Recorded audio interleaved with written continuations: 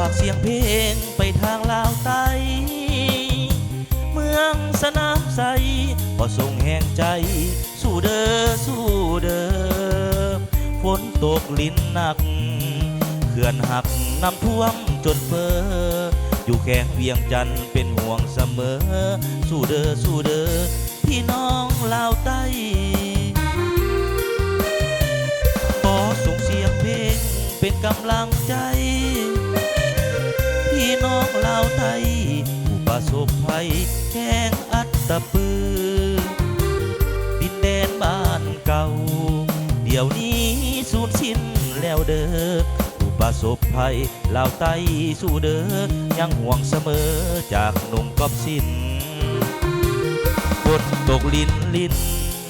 พัดถิ่นเฮือนซานบ้านป่าภาคจากพ่อแม่อาพ่อตู่แม่ตาเคยอยู่คู่เคียงลูกคำควรให้อะไรแม่บ่ส่งเสียงให้นาหัวควายไตเกียงบ่มีหอดเสียงส่งคืนกลับมา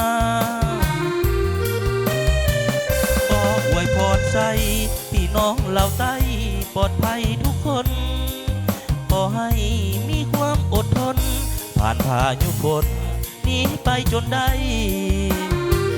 ฝากเสียงเพลงส่งเพลงนี้แต่งออกจากใจ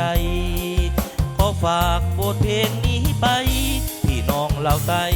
สู้เด้อสู้เด้อ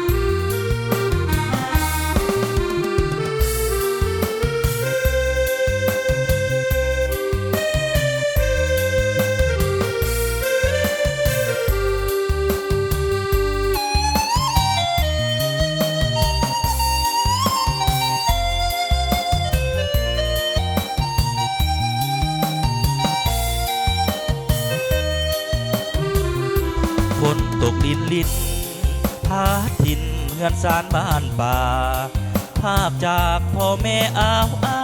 พ่อตู่แม่ตาเคยอยู่คู่เคียงลูกคำควรให้อะไรแม่บ่ส่งเสียง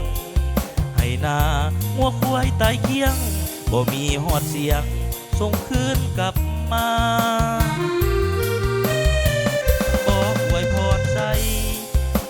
น้องลาวใต้ปลอดภัยทุกคนขอให้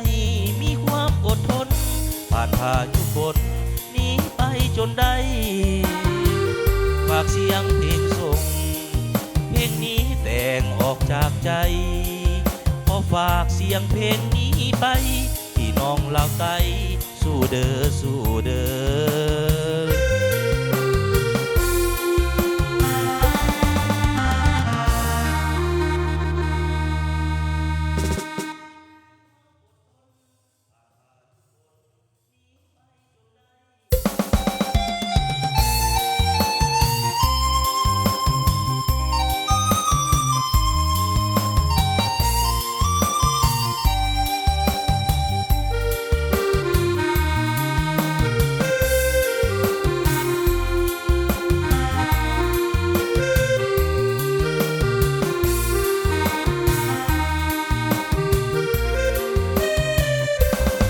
ฝากเสียงเพลงไปทางลาวใต้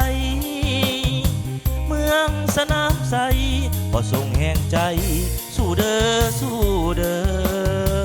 ฝนตกลิ้นหนักเขื่อนหักน้ำท่วม